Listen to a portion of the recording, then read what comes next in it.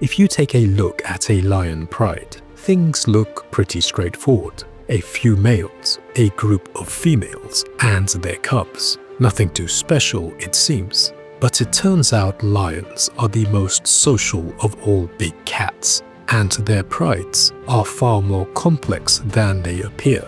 Go a bit deeper and you'll find power struggles, cooperation, betrayal, and lifelong bonds. There's a lot more going on beneath the surface, and in this video, we'll go deep into the hidden social dynamics that shape life within a lion pride. So let's start from the beginning.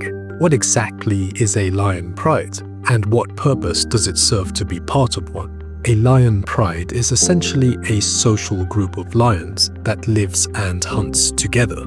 They're typically made up of related adult females and their cubs, as well as one or several male lions, who are often brothers or coalition partners. A pride's size can range from 3 to over 20 lions, depending on food availability and habitat. The more food there is, the larger the prides tend to be. But what's the purpose? Can't lions just go solo? A lion pride exists for one simple reason. Cooperation makes survival possible.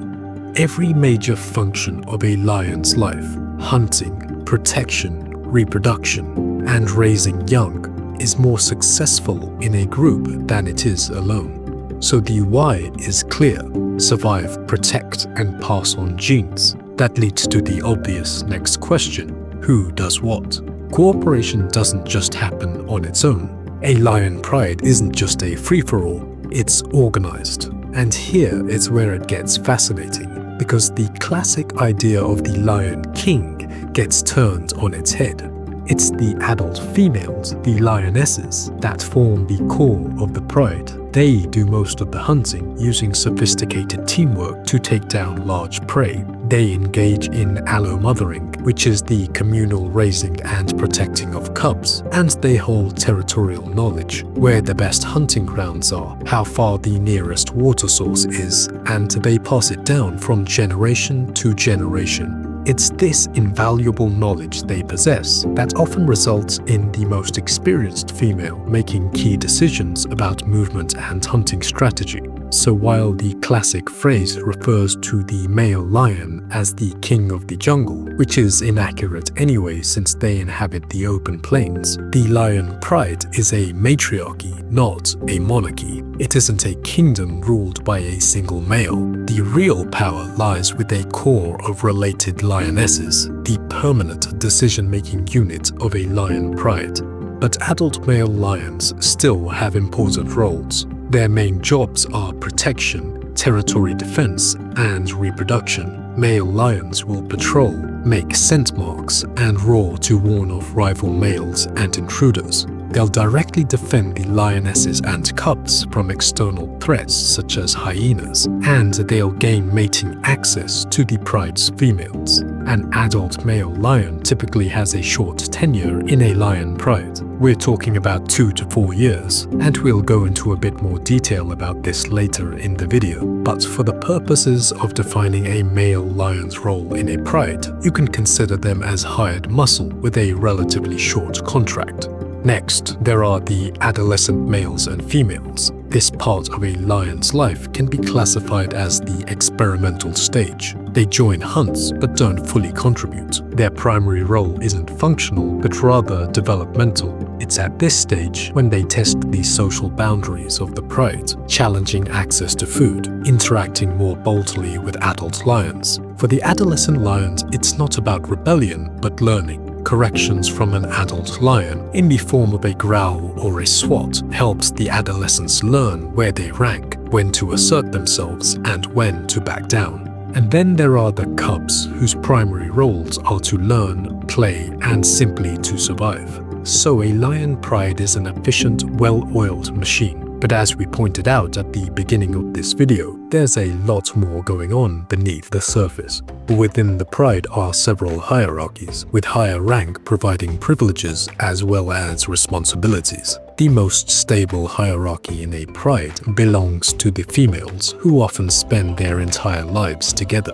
Rank isn't determined through fighting, but rather through age, experience, and long-standing relationships. Older, more experienced lionesses often take the lead during hunts and are more likely to initiate movements across territory. Their influence comes from knowledge, knowing where the water is during a drought, where prey herds tend to pass, and when it's time to move on. The others follow not because they are ordered to, but because experience has taught them that these decisions increase the pride's chances of survival. And just a quick clarification here. High rank in the female hierarchy doesn't mean absolute control. It doesn't guarantee safety, and it doesn't mean dominance at all times. Instead, it means higher-ranking lionesses feed earlier or longer at kills, facing less aggression while eating. When they get up and move on from a resting spot, they are more likely to be followed, and during disputes, they often receive stronger social backing from other members of the pride. Rank among lionesses can change, but it changes slowly and in a subtle way. As a lioness ages, she may initiate fewer hunts or movements as her physical abilities decline. When this happens, younger prime-age females begin taking the lead. For the older lioness, her rank in the hierarchy will change when others consistently no longer defer to her and younger females stop backing her in conflicts. If this does happen, it happens gradually, unfolding quietly over months and years. But in most cases, this kind of demotion never fully happens. Older lionesses often retain their social authority, face less aggression, and continue to receive tolerance at kills. If an older lioness loses the abilities she once had, she'll still be socially respected. An aging lioness may no longer be followed on hunts and no longer initiate the pride's movement to other parts of their territory, but she also won't be pushed aside. But when it comes to male lions, it's a totally different ballgame. Male hierarchy is much more visible, but far less stable. A pride may be controlled by one or several adult males working together in a coalition. Their dominance is based on strength, numbers, and intimidation, but their leadership is temporary and constantly challenged. Rival males are always around the corner, looking to violently usurp the leadership. Unlike females, male lions don't inherit their position in the hierarchy. They take it, defend it, and eventually lose it. At the top of the male lion hierarchy is the dominant male, the strongest and most assertive in the coalition. He gets first rights to mate with females and often eats first at a kill. It'll typically be the dominant male that leads territorial patrols. The subordinate males, usually brothers or cousins, support him in territorial fights, defend the pride's resources, and have mating access, but often after the dominant male. Their position is maintained through constant displays of submission such as chuffing or head rubbing. So the hierarchy among male lions is characterized by a dominant male and subordinate males, but it doesn't follow a strict linear ranking of number 1, number 2, number 3, and so on. Coalition unity is the default, but there can be some rare and brief internal challenges. To understand this, consider what it would mean if there was constant fighting among the coalition. Fighting causes injury. Injury means a potential loss of territory, and a loss of territory means loss of the lion pride. That's why most stable coalitions show very little internal fighting. But now let's assume the dominant male is clearly weakening. Maybe he has a serious injury, perhaps he's advanced in age, and he's repeatedly failing to defend the pride's territory. At this point, external takeover becomes more likely, and maintaining the status quo is likely more dangerous than changing the leadership. A challenge to the dominant male is no longer destabilizing, it's adaptive. In this scenario, the subordinate males have a choice: either support a weakening leader and potentially lose everything, or attempt a hierarchical reorganization and survive longer. An internal challenge to the dominant male doesn't necessarily mean an all-out fight. Instead, it means reduced submission, standing ground, and refusing to retreat. Only if neither male backs down does physical fighting occur. When a dominant male weakens and is challenged from within his coalition, there are only a few realistic outcomes. Either the dominant male is displaced and expelled, or the challenge fails and the dominant male reasserts control, reinforcing the hierarchy, or internal conflict weakens the coalition, leading to an external takeover. Unlike with aging females, aging males don't get a peaceful retirement and don't remain in the pride as respected leaders. But it's the external challenges that are much more frequent and much more disruptive to the lion pride hierarchy that we'll get into in a bit.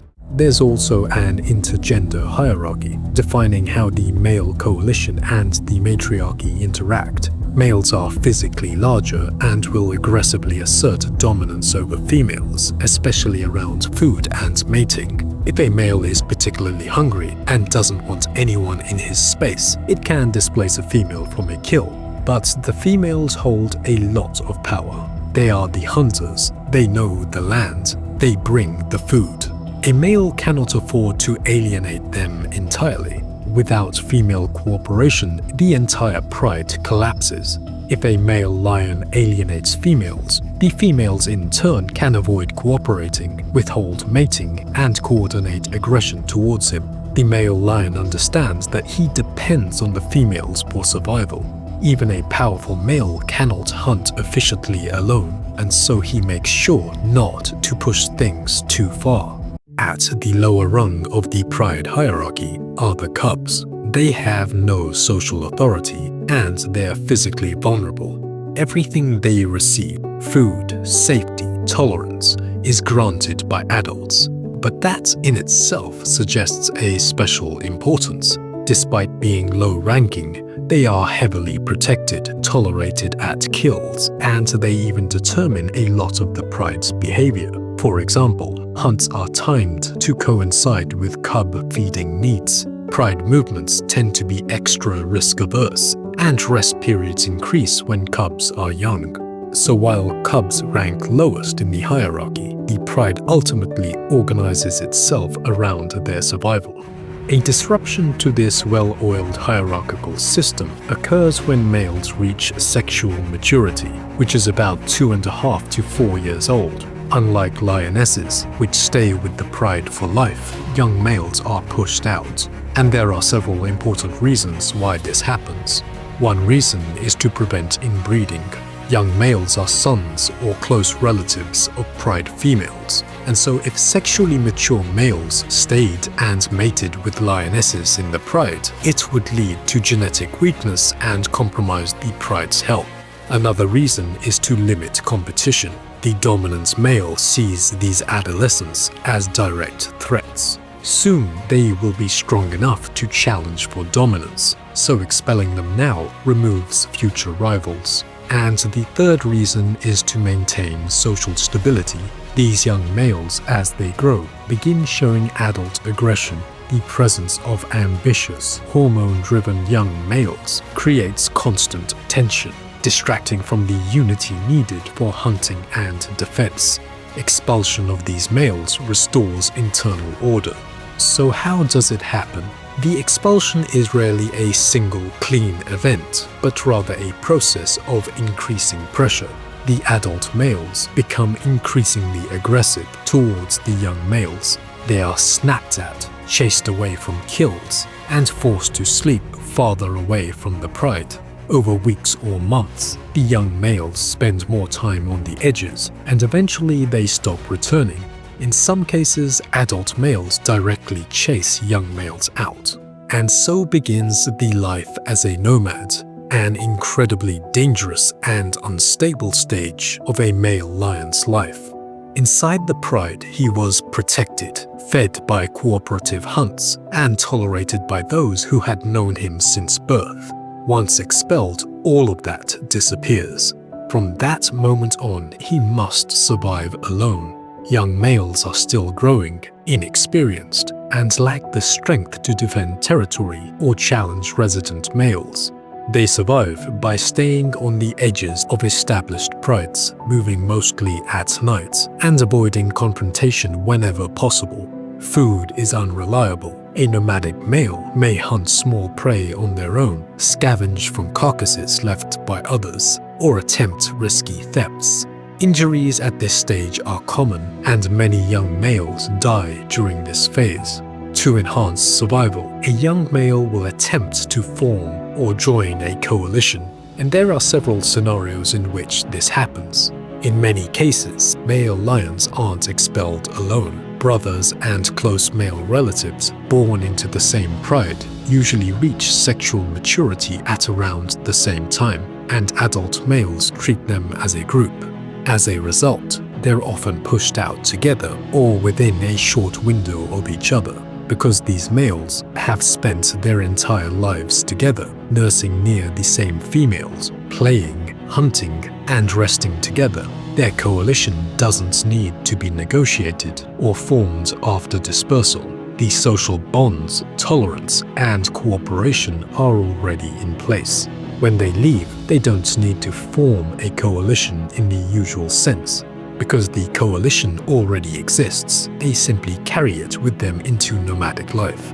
But not all males have this luxury. Sometimes a male is expelled earlier than his brothers or cousins, or survives while others die.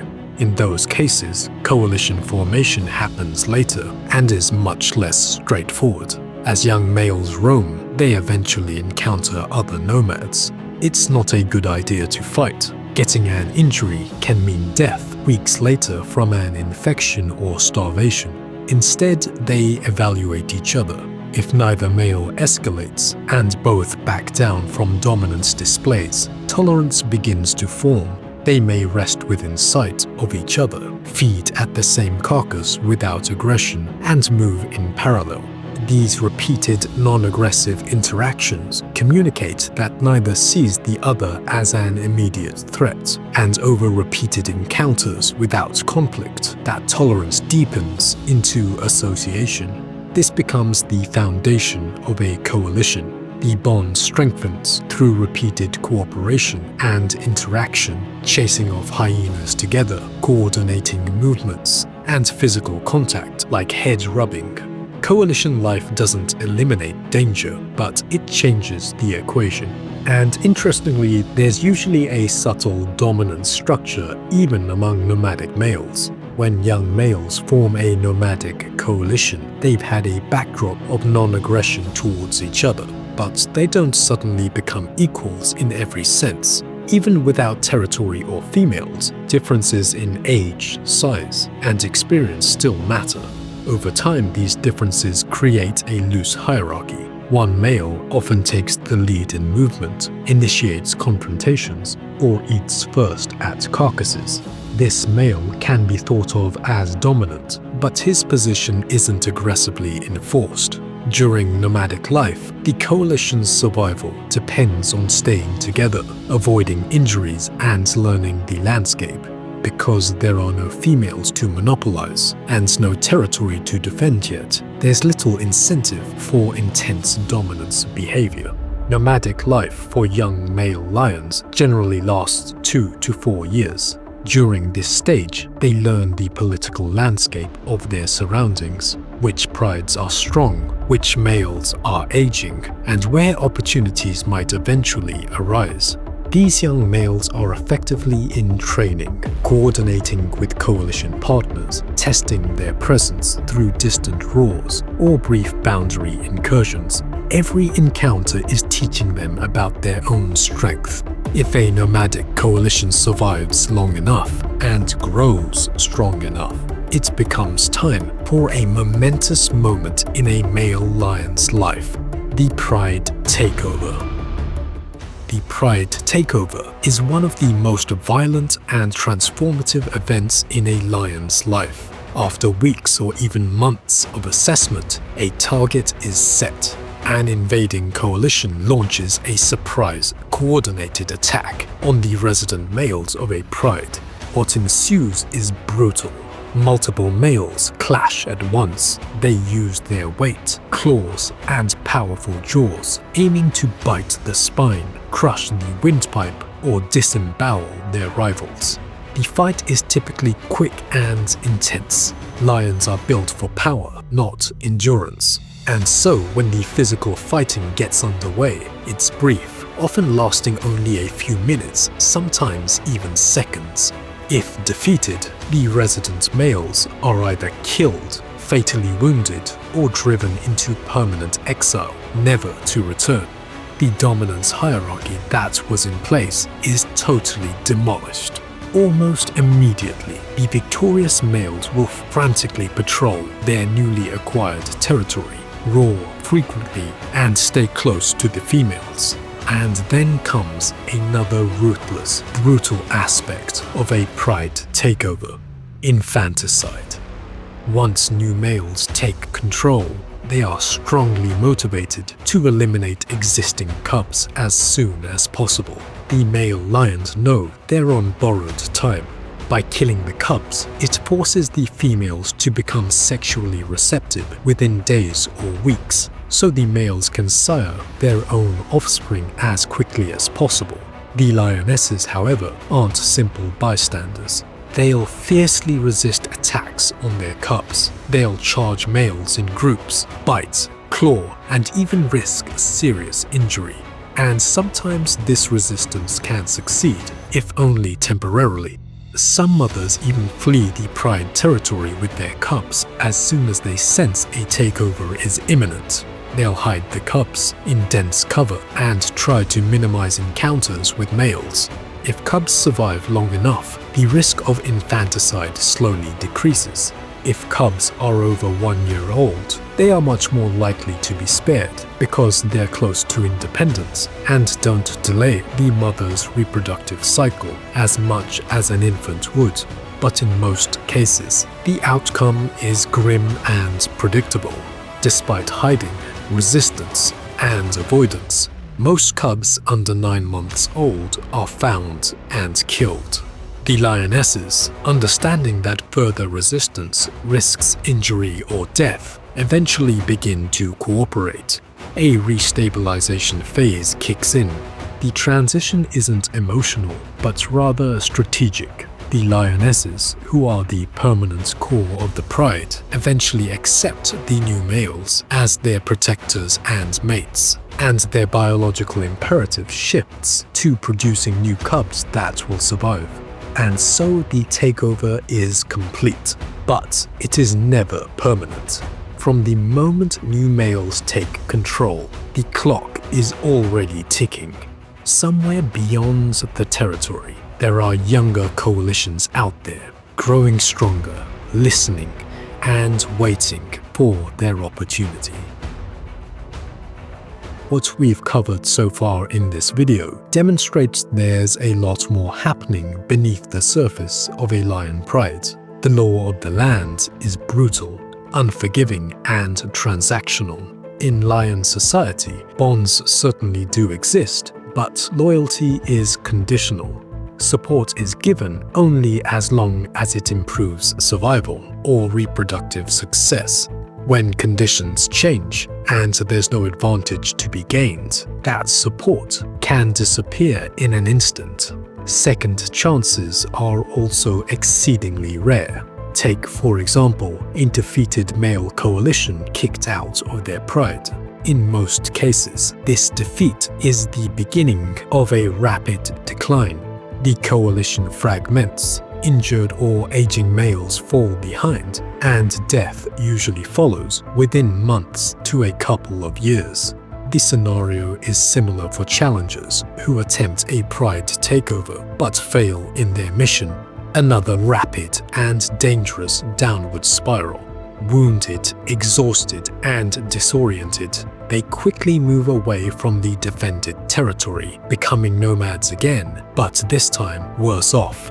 A limping or infected male becomes a liability, and the strategic imperative is clear: he will be left behind.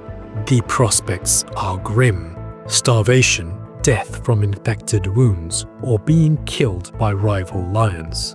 For the remaining members of the nomadic coalition, assuming they even stay together, the momentum has shattered, and their story as contenders is over. From the moment a lion is born, the odds are stacked against them. Cubs are incredibly vulnerable, with many not making it past their first year. For the majority of adolescent male lions, driven out of their natal pride, the nomadic phase is the final phase. Forced onto marginal lands with less prey and more competition from other predators like hyenas, many simply don't survive. Those that do survive, and those that do hold a pride of their own, they are the exception, not the rule. But for them too, the clock is ticking. Even the most dominant, powerful male lions cannot escape the harsh reality of the system they are governed by. The brief, violent tenure of a male lion isn't a flaw in that system. It is by design. The relentless tension in a pride, the constant vigilance, and the transactional symbiotic collaboration all exist to ensure that only the strongest genes forge the next generation.